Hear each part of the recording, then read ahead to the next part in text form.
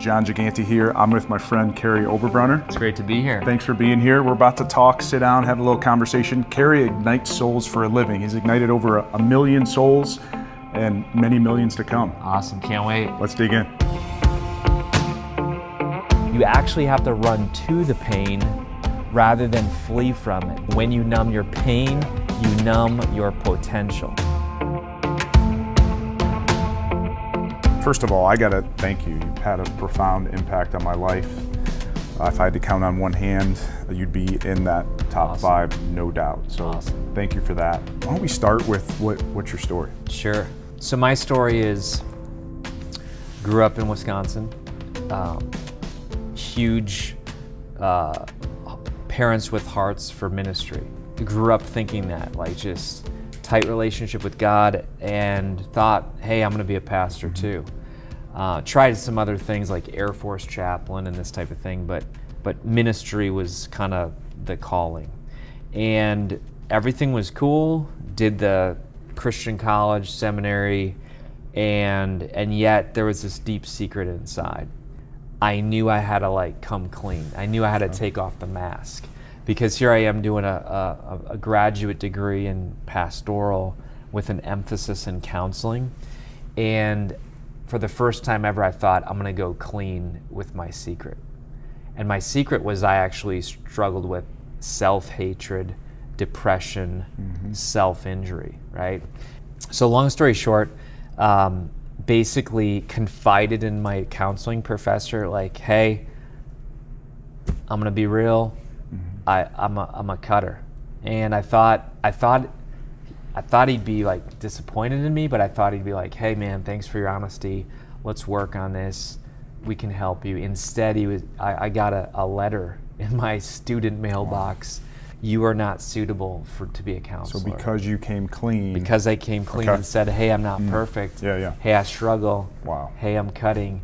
But I had a professor who stood up for me and said, look, man, he was actually the vice president of the entire college. And he said, look, man, we're gonna get you help.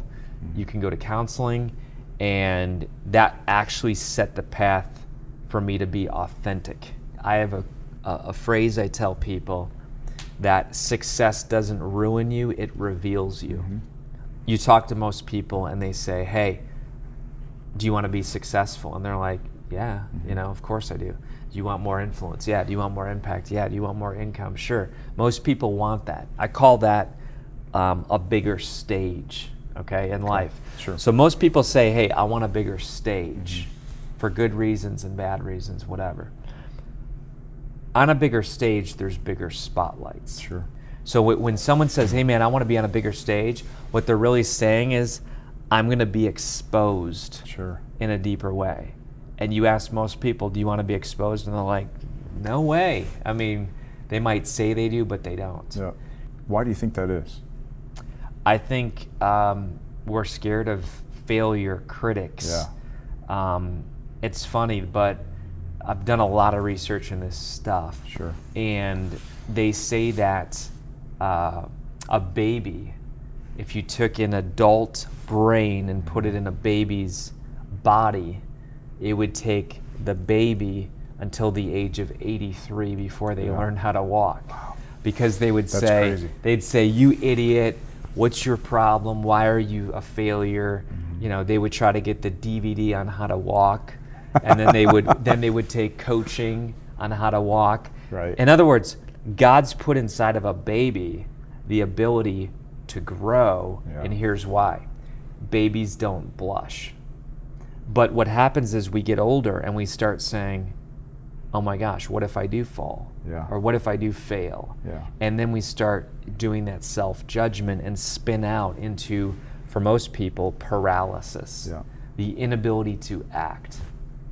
So you deal with thousands upon thousands of people. You see, I feel like you have a front row seat on that. How do you change that? That is a complete mindset shift. Yeah. One that you've actually helped me with, by the way, so thank you for that. Sure. And you're spot on, I totally agree with you, but what's the process if someone's watching here that's struggling, let's say, which I imagine, we all struggle. Yeah. What's the process to actually flip that? Yeah. So I'm a product of lots of other people who've gone before me. So this isn't all original thinking. Yeah. But we all have inside of us what's called a self-image set point. Okay. What happens is you never outperform your own self-image. I know some of your viewers are sports people, right? Mm-hmm. Oral Hershiser, let's use him as an example. Okay.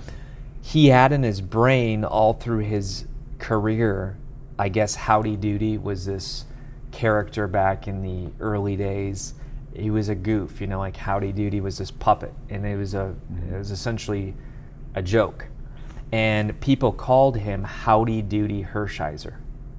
So here he is, ready to face a guy, and inside his brain, Howdy Doody Hershiser. And he immediately pitches a bad pitch because his self-image set point is set here, and he can't outperform his own self-image. Tommy Lasorda sees him. Okay. His first day, he says, "Get in my office." And he says, "Today, I'm giving you a new name." He says, "Today, you are the Bulldog." And you read Oral Hershiser, that's his nickname. And he says that is the day that changed the trajectory of his career. When someone renamed him, he reset his self-image set point. Now he's in a crisis situation, and he's like, "I'm the Bulldog," and his performance reflects it.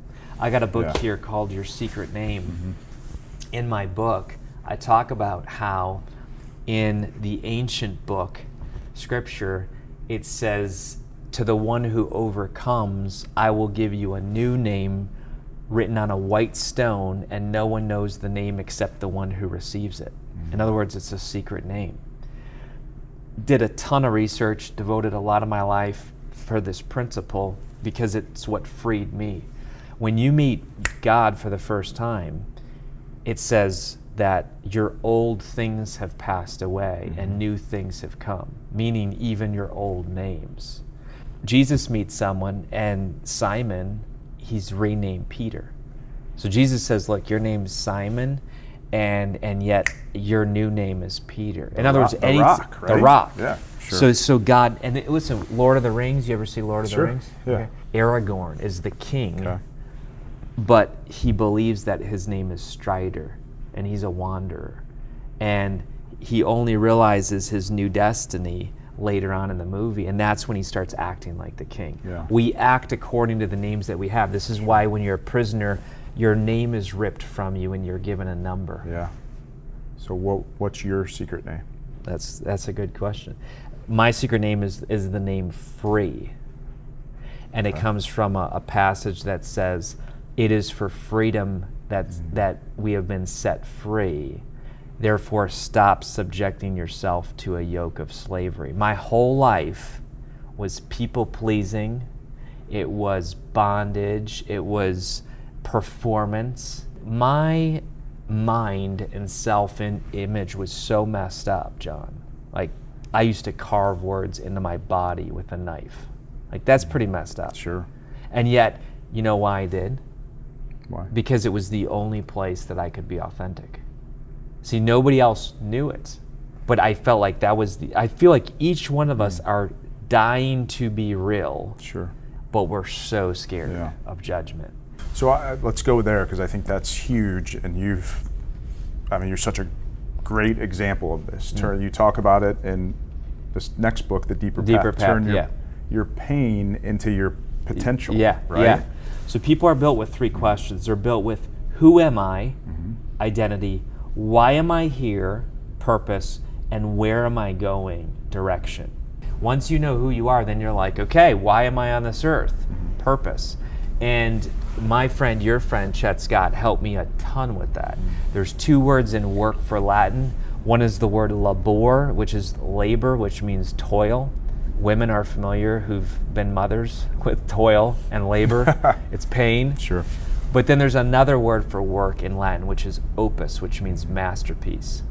And our friend Chet Scott talks about how pain is inevitable, but misery is a choice. So most people actually live in chronic pain. Yeah. And they medicate it with binging on Netflix, porn, substance abuse, workaholism, Sure. but we medicate our chronic pain with distractions. The process of Built to Lead, what I put in my book, Deeper Path, is that to go higher, you have to go deeper. You actually have to run to the pain rather than flee from it, but it's acute pain. And any doctor will tell you this. I tore my shoulder many times, actually. I've got 2 surgeries here, 1 here, used to be a wrestler. But when I tore it, I was in chronic pain. I couldn't throw the ball, I couldn't throw the frisbee. My life would have been forever in chronic pain. Yeah. But instead, I invited the surgeon to do acute pain, which is like, dude, we're gonna cut you open. And most people don't wanna ask God or others to cut them open. Yeah. They run from the acute pain, but that's the only way of the breakthrough. So people learn to live with chronic pain, essentially. They is what do. You're saying, right? And you almost become numb to it. You numb right? it, and I tell people, when you numb your pain, you numb your potential. And I believe that, you know what? Carl Jung, a Swiss psychologist, said that the most damaging thing in life isn't alcoholism for a kid, abuse, abandonment. The most damaging thing for a kid is the unlived life of the parent. It became abundantly clear that my purpose in life was igniting souls. That's where the clarity came. And it was like, wow. And you might say, well, why igniting souls? Because Ferdinand Foch, a French general, says that the most powerful weapon on earth is the human soul on fire. So I really feel like God had me start out in the pastorate to learn to serve and to learn the heart of what it means to be a pastor. And now I have clients who say, you never left. You just have a different flock. Very true. Well, I just want to congratulate you for all your impact. I know, you said a million souls you've ignited. Yeah. It helped ignite me for sure. Awesome. And hopefully our audience will be ignited after this. Hey man, thank you so much, John. Yeah. It's great being here. Yeah, pleasure to be with you. I'll tell you what, probably the biggest thing I've learned from him, knowing him and learned again today, was that whole fact of turning your pain into your potential. I think Kary said it earlier. How do you not run away from your pain, run into it, and good things will happen. You got to deal with it, have awareness to it, and just evolve as you go each day. So thanks for watching. We'll see you soon.